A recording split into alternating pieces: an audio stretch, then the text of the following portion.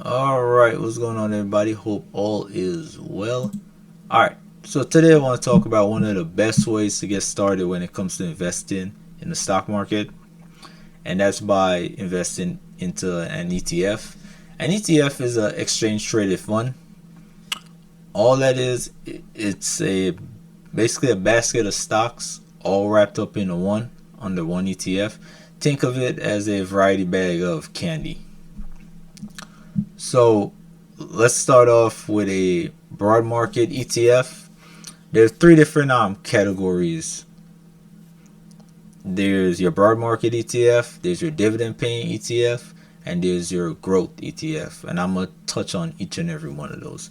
So first off, we got VOO, which is S&P 500 ETF. Basically, this gives you exposure to the S&P 500. It's the 500 of the top companies in the stock market.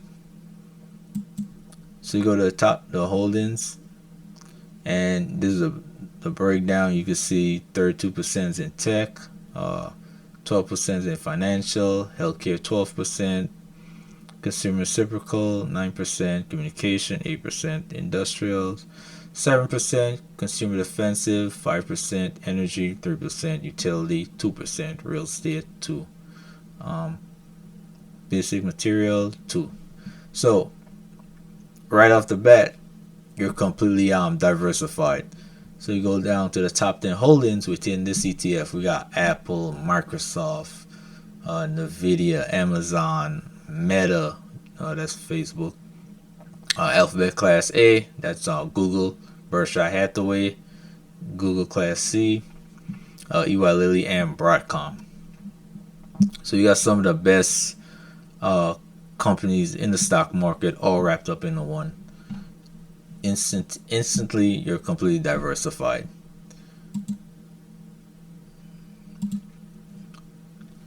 And another benefit I would say when it comes to investing in the stock market is that, one, you give your money a purpose. You basically you're putting your money to work for you on your behalf. And another thing, your money is going to beat the rate of inflation because it's going to compound and grow over time. As you can see, the last 6 months, VOO is up 15%. Year to date is up 22%. Well, 1 year out is up 33%. 5 years is up 95%. 10 years is up 197%. And from its inception, it's up 426%.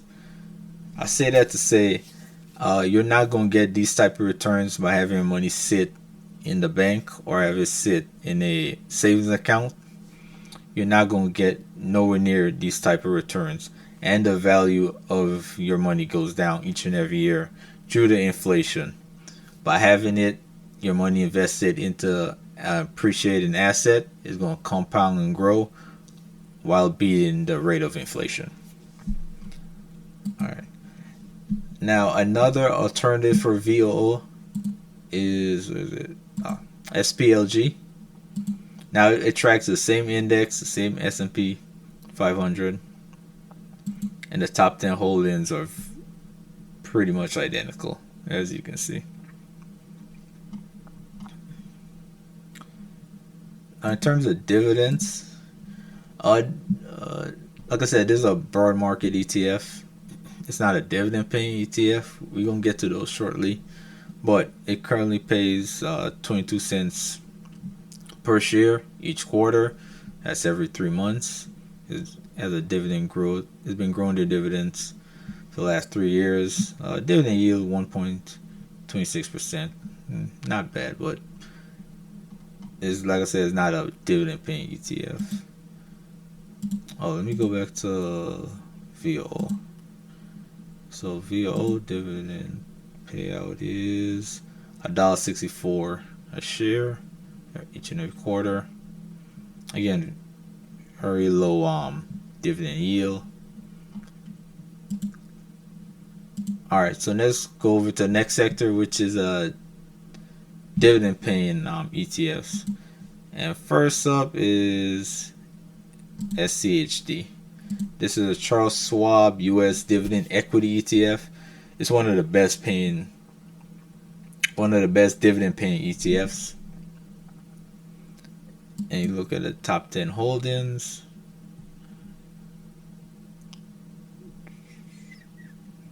We got some of the best dividend paying companies in there, but these are kind of like your boring companies. They're not like the the more popular companies like an Apple or Microsoft or an Amazon. These companies are rock solid. They pay out a reliable dividend and they're consistent with it. So in here we got Cisco Systems, Home Depot, Lockheed Martin, Chevron, Pfizer, PepsiCo, and so forth. And another thing with like these dividend paying companies, they withstand volatility a lot more than, let's say, a broad market ETF like a VOO, because VOO is so tech heavy. When there's volatility in the market, the tech stocks, they come down hard.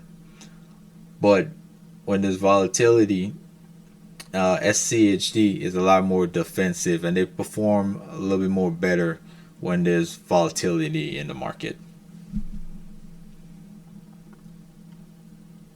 All right.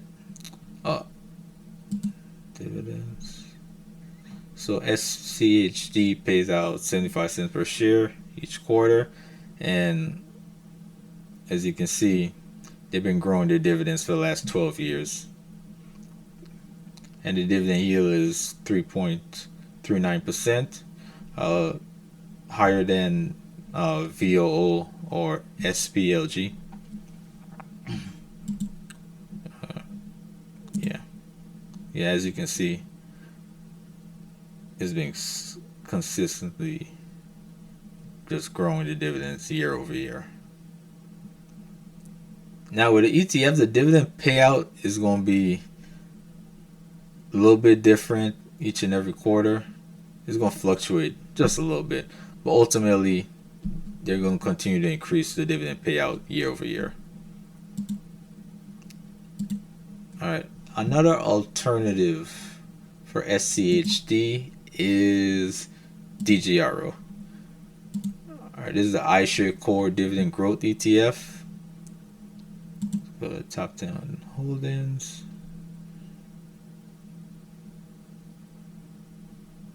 You got ExxonMobil, Apple, Microsoft, Chevron, Johnson & Johnson, Broadcom, Home Depot, Procter and Gamble. And let's show you. Yeah, they've been growing their dividends for the last 9 years straight. Dividend 2.16%, like 40 cents a share each and every quarter.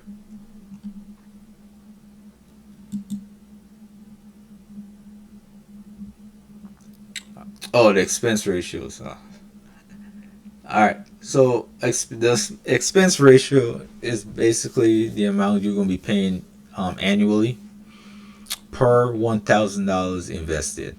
So DGRO expense ratio is 0.8%. So annually you'll be paying 80 cents per $1,000 invested. I forgot to mention that.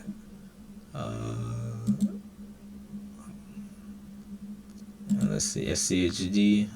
Yeah, the expense ratio is 0.06%.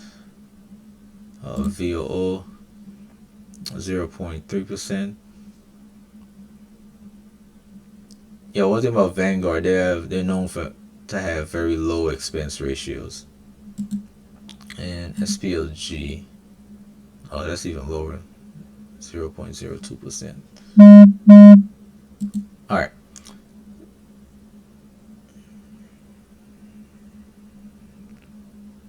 All right, back to what I was talking about. All right, so yeah, next up it's your growth ETFs, and let's start off with SCHG. So it's Charles Schwab US large cap growth ETFs. Now, these ETFs, growth ETFs, are primarily heavy in the tech sector.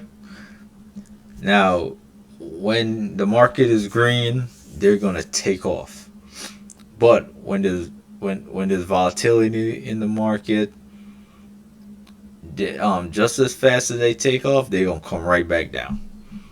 So growth ETFs is a little more volatile compared to like a dividend paying ETF like a SCHD.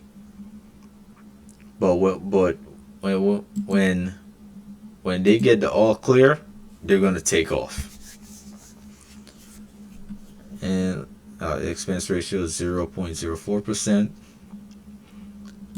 Top 10 holdings, as you can see, is very tech heavy.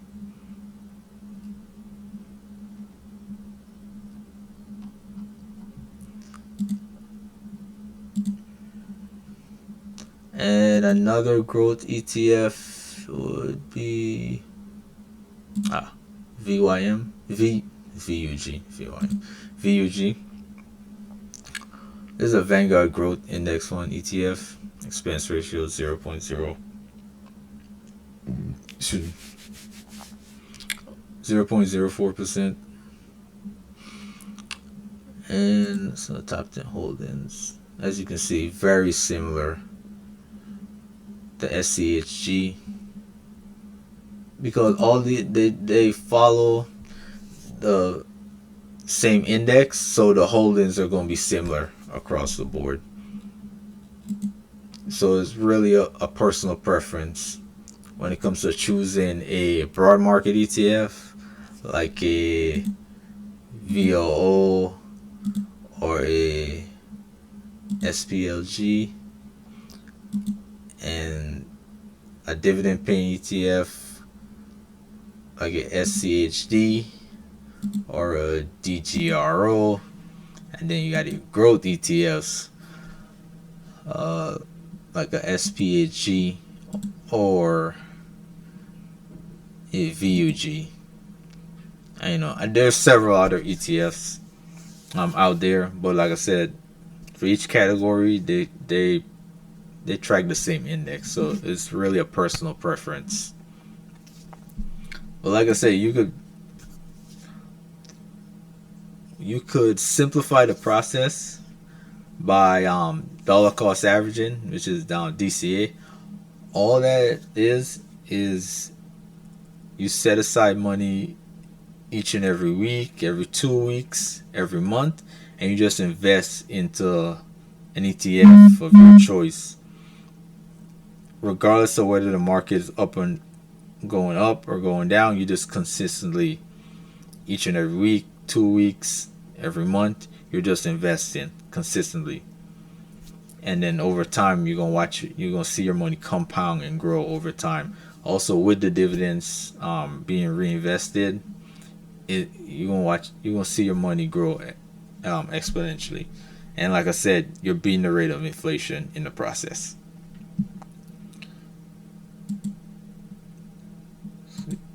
Oh, and another thing, when it comes to investing in an ETF, it kind of takes away the amount of research that's needed to be done when it comes to investing into an individual company.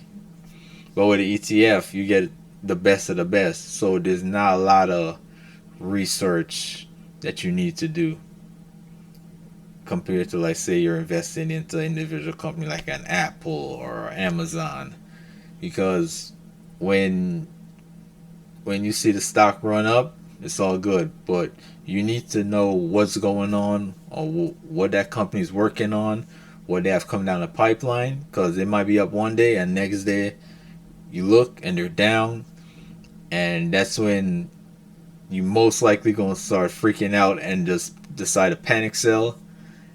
And the moment you panic sell, the very next week, it shot right back up. ETFs, they fluctuate as well, just like any other stock in the market, but they won't go down as much as an individual company would, because like I said, you're getting the best of the best all under one ETF. And another thing, not everybody has time to do the research. I know a lot of people are busy. They got kids. They got two jobs, and this just simplifies the process by just dollar cost averaging into an ETF, and you can automate the process as well. You can have the set amount of money deposited, have it deposited from your bank account to your brokerage account, and then have that money invest into an ETF of your choosing, and just simplifies the process altogether. But yeah, like I said, invest for the long term, and you're gonna be fine. Your money's gonna grow. You're gonna beat the rate of inflation, and it's gonna be a beautiful sight. But another thing, you don't need a whole lot of money to get started. As you can see, SCHD is one of the best dividend paying ETFs. It's $28 a share.